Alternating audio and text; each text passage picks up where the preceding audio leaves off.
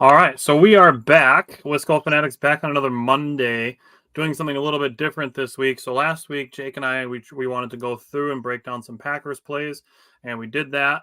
And now we are back, and we're talking about some Badgers plays. So we decided instead of breaking this up into a bunch of separate videos, we would just do it as a live show, and we'll just do them all at once. So we have technically 9 plays, but eight videos to talk about through from these plays from Friday night. And then, with there being no Badger game this weekend, we figured having some plays to talk about heading into the bye week would be a good thing. So, Jake, first of all, how you doing on Monday? We got 2 football victories this weekend, which was sweet. Yeah, we got some exciting wins. Brewers clinched playoffs, so they also kept the Marlins alive. So maybe we can still kick the Cubs out of the playoffs. It was a good weekend for the state of Wisconsin. For sure, 100%. So Jake does not know what these plays are.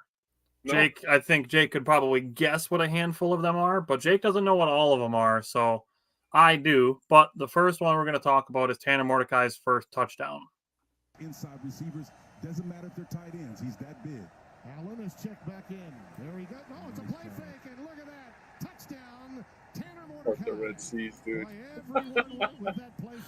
So what I want to point out is match him up on these inside receivers. Doesn't matter if they're tight ends. Watch there's the safety right behind the referee is the first guy to watch. Yep. He's that big. Allen is checked.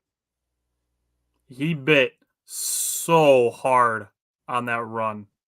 That's their leading tackler. That's the guy I was talking about. Bro, he bit so hard he's on the other side of the ref. Tanner Mordecai still has the ball. Yeah, he's not even looking at Mordecai. And look at 4. 4 crashed down. They followed the receiver, so the pre-snap motion is a beautiful thing. He takes himself right out of the play. Only one guy recognizes it, and it's a guy on the opposite side of the field. Love that. Yeah, so this is right here where it says third. This is Will Pauling running out, looking like they're trying to set up a play-action wide receiver screen. Yep. And, yeah, the guy right here on the blue line, he bites on that fake. The safety bites on the Braylon Allen fake. And Tanner Mordecai waltzes in untouched. Only a big man understood that Allen didn't have the ball. He's not catching Mordecai. Mordecai's legs are too late at that point. We talked about this a little bit on Wednesday. Go ahead. Sorry, his legs are an underrated weapon, man. You were bringing that up. It was you or Mike that brought that up, man. We definitely kind of did. I did a couple weeks ago, but Mike hammered on it a little more last week. All right, so this next one, Jake does not know what it is, so I'm going to let it play out, and then we'll let Jake talk about it first because I already know what it is. So, there's this gut feeling in what I'm seeing. The CFP before losing to Alabama. Here's Card again, swinging it out to Devin. Look at this! Look at this! Come on, man. That's a perfect tackle. That is a perfect tackle. When you teach young kids tackling, you tell them to shoot for the hip that's closest to you. He absolutely attacked that hip, ripped the leg. He's not going anywhere on one leg, man. So that was just an absolute perfect tackle. So I was told last week and this is kind of goes back to the Packers a little bit, so it's a different thing. But I was told last week that space between a defender and an offensive player makes it harder to tackle. So that the coverage is what makes guys miss tackles, is what I was told. And I don't think that's true. When you're a player that's at this level, this is collegiate, but even at the NFL level, you should be making one-on-one tackles. Look at how he chops his feet, breaks down. He absolutely sizes them up. He uses the out of bounds as an extra defender. He's not going back inside. I mean, just perfect breakdown tackle here. Look how much space is between them when the ball is in the air. Yeah, this looking at 10 yards of space to close. I don't understand that play call, by the way. Look at where he's throwing the ball. You're already behind the sticks, 2nd and 14. You're losing on the scoreboard. I don't understand that play call. You're depending on him to break a tackle, which there was another Badger behind him that would have also made the tackle. Yeah, look at another guy right there. That's good rallying to the ball. Yeah, so I mean, I don't like those play calls. I hate them. I mean, Purdue's offense, so true. All right. So this next one, not really a surprise that this one's on the list of They plays. need to hold Wisconsin to 3. Got in man coverage. Somebody's going to win here. Yeah, this one. Mordecai, all kinds of time. All Harry freaking day, takes first off. of all. He's so good. Little He's gonna get Rodgers-esque there. pump fake, and then the dive for the pylon. Oh, that was veteran. That Wait, was a he veteran. knew it. He knew it too. Yeah, look at the walk. Look at the swag. That was filthy. So he had the all thing that I day. want to call out They the most need to on this hold play, Wisconsin to 3. it's easily the offensive line. Yeah, look at. Like I get that They're they're only only rushing rushing 3, but I mean Tanner Mordecai, you can see the perfect U shape of the pocket. Yeah. I mean, for it to be just 1, 2, 3, 4, 5. He maybe could have made this check down to Malusi. I mean, I'm sure that's not his first read, but Yeah, and I'm not sure where the nearest defender is off the screen here, but exactly to your point. They're rushing 3, so there's 8 people in coverage. right. By the time that ball gets there, Malusi's going to have to run on somebody over and make somebody miss. So Right. I'm I wonder if absolutely we can okay with see. this. Oh, he's pretty open, but that's a Well, fucking that's because they're hard throw chasing if the Mordecai ball is going now. to try to turn his body around and then throw across his body. Well, and you also got to think that they're chasing the ball now. So if the ball is over there, they're going to be going towards the ball. So Right. Yeah, I that's think it's a good decision. this is just as I guess what I want to say with this is just that not every time you see somebody open is it an easy completion. Yeah. Because yeah, like I said, for him to have to try to turn his body around 180 degrees and then throw across his body, like by the time he turns around, there's going to be defenders closing on Who's Malusi. falling for that pump fake? Look at that pump fake. Who's falling for that? Come on, man. I mean, it bought him a step. That It was all he did. needed to get around the edge. It allowed him to get around the corner. That's the guy that crashed down on the last touchdown that allowed him to run into the end zone. Same guy. That guy had a bad day. Ugh. Ooh, yeah. I mean, did really anybody on Purdue have a good day? The quarterback was all right, in my opinion. All right. He's all right. So this next one, you're gonna love this one. I know you are already. Bounce back nicely from an injury from a year ago. He's an outstanding play. Mike Trussell will move him around in that secondary. Here comes a blitz up the edge. And a nice ad-lib job to get the ball Look away at to Tyrone Tracy and save a Exactly big like I loss said for before, Carter man. You Hall. got to attack that close hip, take the legs out, and that's exactly what he did. He just chopped that man down like a tree. That was a perfect tackle. We've seen Darnell Savage and Rasul Douglas doing that every Sunday, basically. So I put this play in here as kind of an example because I know I've been super critical of tackling, and I talk a lot about wrapping up on tackles.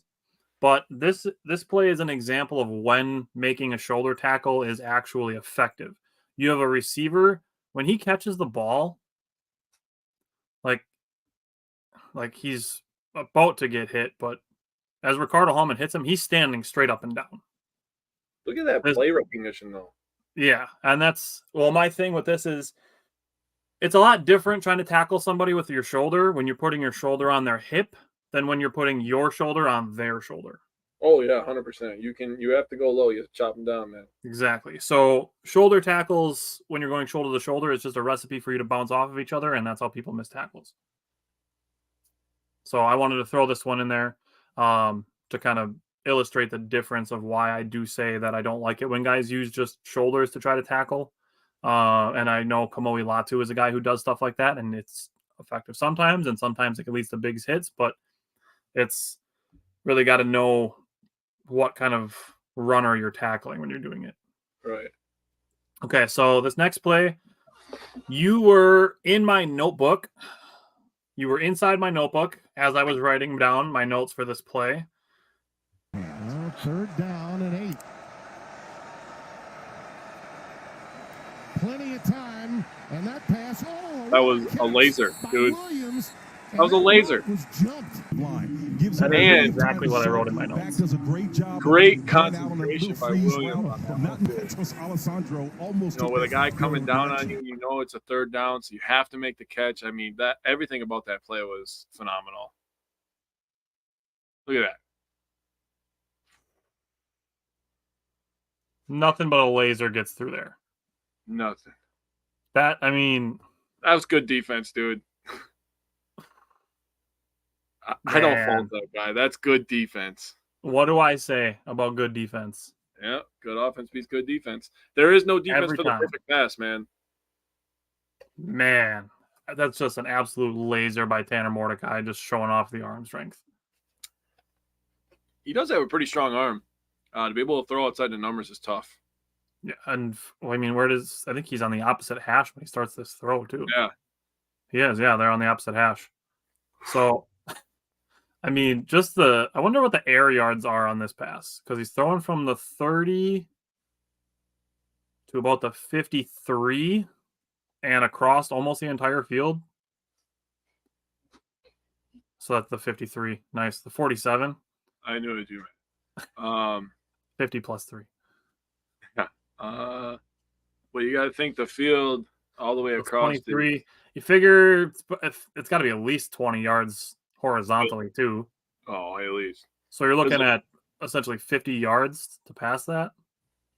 It's pretty close to that, yeah. I mean, even if you take 5 off and you call it a 45-yard pass, that's a long throw to make. Yeah. So go down Tanner Mordecai for that one. This next one, I'm going to go out on a limb. It's not a super bold limb to go out on. It's a pretty strong limb. But so far this season, I'm going to go out on this limb and say that Hunter Wohler is the best player on the Badgers, period. Huh. Sorry, I know. I was thinking in terms of addition. Sorry, Josh. I'm going to go out on the limb and say that Hunter Wohler is the best player on the Badgers. So this is 2 plays in a row, but they're together. Still sticking with that 3-man front. Well, their longest play from scrimmage so far. Downing stopped in his tracks. I just wanted to say I was going to say this on Wednesday, but I'm going to say it right now. His first name is very fitting for his play style.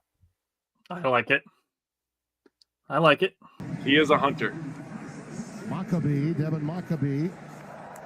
Sophomore from Boonville, Indiana. Look at this. In the game. Nothing done. He's That an running NFL. back is big too.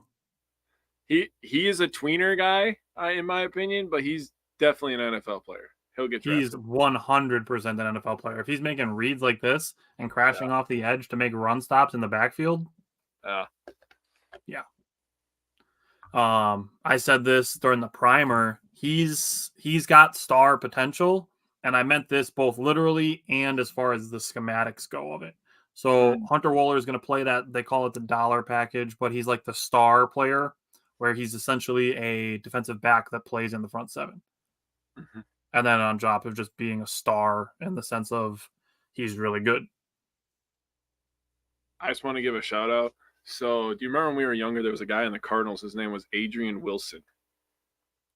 Hunter Wohler, he was a safety. He switched to linebacker because he was a little bit too slow to play safety, but he was just like a fast linebacker, basically. He was ahead of his time. They started doing that in the early 2000s, but he was very good at his job. Hunter Wohler reminds me a lot of Adrian Wilson. Wears the same exact number, too, and red. So the guy that I come back to, and it's another former Badger, and I brought this up, is Jonathan Casillas. I could see it. Jonathan Casillas wasn't overly big, and he was super fast like Wohler is. So yeah, and they tried to convert him to linebacker. He was just a little bit too small to be a linebacker, but yeah. I think Wohler would be fantastic. His play recognition is off the charts. Yeah, very, very good player. This next one, going back to the offensive side of the ball. He's going to have plenty for the night. Trips to the bottom of your screen. Badgers are money on third down. C.J. Williams, the lone receiver, towards the boundary at the top of your screen. This is the 12th man to call this play. 3rd and 11. Mordecai. Arching it for Look at this DK. dot. What a fucking dime. Absolute dime. So glad he's finding a way to get DK involved. DK is such a big part of this offense. Take the top off. He could be a possession receiver. He's got really, really great hands. DK's become a very good wide receiver. So getting him more involved, along with Will Pauling, DK can obviously dominate outside the numbers, which is just going to open things up for the Ruchis of the world. And like I said, Will Pauling and Skylar Bells of the world. So getting him involved is awesome. That was a perfect throw again. I mean, you're not stopping that. It's 19 again with great defense. This guy wasn't having a bad day. He was actually doing everything he's supposed to, but what are you supposed to do? This is just another example of good offense beating good defense. Yeah, that was I mean, that was good coverage. He plays him for the outside leverage. The only way this throw is complete is for it to be towards the sideline, for DK to catch it over his shoulder as he's going towards the sideline and the end zone. Yeah, just outside shoulder. You got to throw that little back shoulder kind of. I mean, it just you can't hand it to him better than that with two people there. Yeah, no, that's a perfect throw. The timing of that too, I didn't even think about that. The safety over the top, the timing of the throw. Oh. Yeah. 12th man, they call this play. Watch it one more. Here we go. 3rd and 11. Mordecai. Arching it for Chimere DK. He's got it. Beautiful. Inside the 10. When you think about the situation of this as well, Purdue just went down, got a rushing touchdown. I mean, I'm going to go over some stuff on Wednesday, but they just got a little bit of momentum with this, and they got us into a 3rd and 11 on this play. So, I mean, I know it's still a 2-score game, but still tons of time left. As we noticed in the Packer game yesterday, you don't need much time when you get momentum. So, them being at home, getting a touchdown, that was a clutch throw.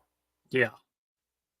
And it's one of those things where, like, obviously you need 11 yards for the first down, but this is a thing where a lot of times teams will tell you, like, I don't care what the down and distance is. If you have a one-on-one, target it.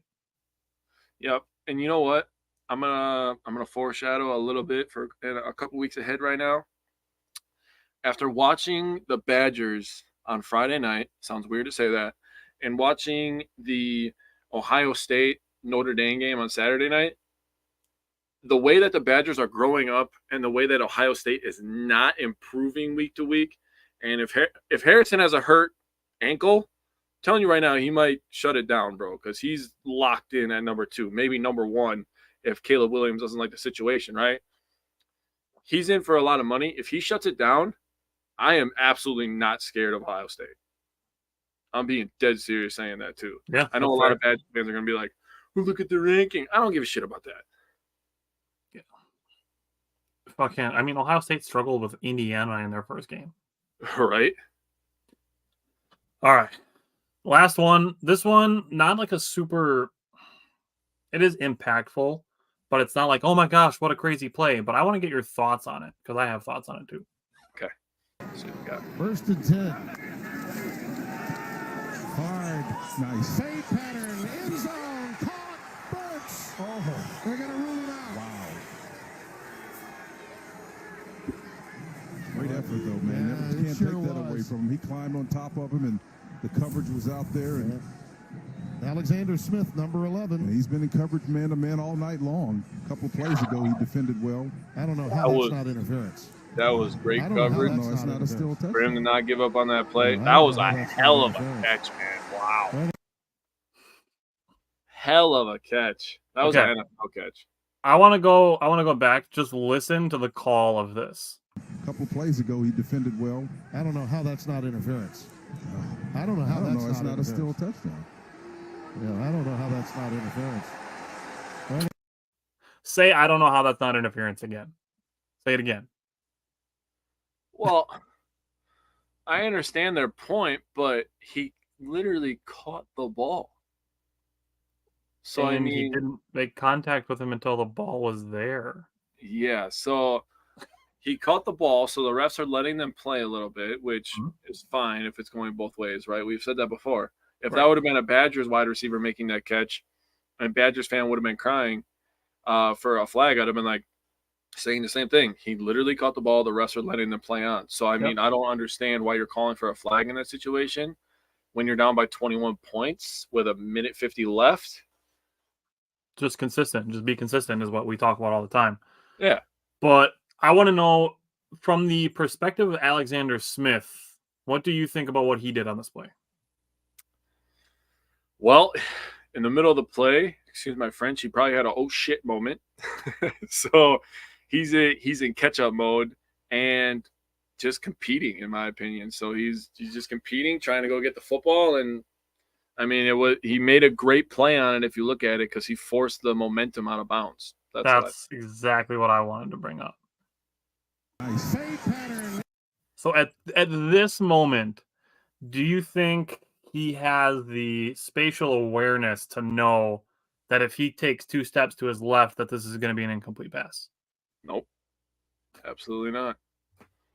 I'd like to think that he does, but I agree with you. If you asked him, he'd probably be like, "No, I didn't know I was that close to the out of bounds." Yeah, no, he was hyper focused on the football at that moment, so as he should be. I mean, But it I looked mean, like it in his face mask. So yeah, good play by Smith, in my opinion. End zone, caught, Burks. Oh, they're going to rule him out. Wow.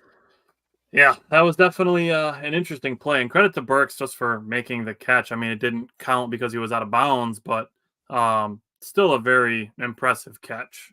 Yeah, that was phenomenal stuff. And I'm sure we'll talk about Burks more on Wednesday. You can see Jake and I Wednesday. We will be live at 4:00. We have a handful of Brewer games to talk about. No Brewer game today, but we'll have a handful of Brewers games to talk about. Hopefully, we're talking about the clinched NL Central, which I think we will, given that we're playing St. Louis tomorrow night at home. But we'll be talking about that on Wednesday, and then we will be talking about this Badgers game. No preview because the Badgers are off this weekend. And then you can see us also tomorrow night. Tomorrow night we'll be previewing the Packers and Lions for Thursday night and recapping yesterday's crazy Packers Saints game. Got a lot of crazy stuff to talk about, and then we'll still be live on Friday. We'll still be recapping the Lions game on Friday night. Obviously, we won't have a preview because we won't have a game for a little bit, but that'll be the next Friday. We will have a preview of the Raiders game on Monday night. So, going to be a busy week. This week's going to fly by, but you're going to see a lot of us. So, we're at a point we might have to figure out how to do a short show on Thursday so that we can say we did Sunday, Monday, Tuesday, Wednesday, Thursday, Friday. Bro, I mean, let's just break down Packer plays on Thursday. Screw it. I'm in.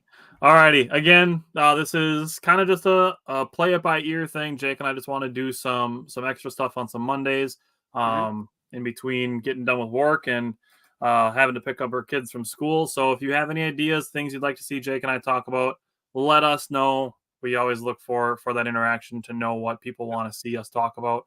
And if you like our play breakdowns, want to see more, things like that, we're going to try to do them for Brewers if there's things to break down. And definitely want to do it when Buck season starts up. So Jake and I will be excited to do that now that we're kind of getting our feet wet in this play breakdown type stuff. So hopefully more to come, and hopefully we can continue increasing the quality of it. But other than that, we will be back tomorrow night with Bryant. No Simon, but he'll be there in spirit, and that's why we got to have that little bit of time with him yesterday after the game. So, alrighty. Other than that, I will see you tomorrow night.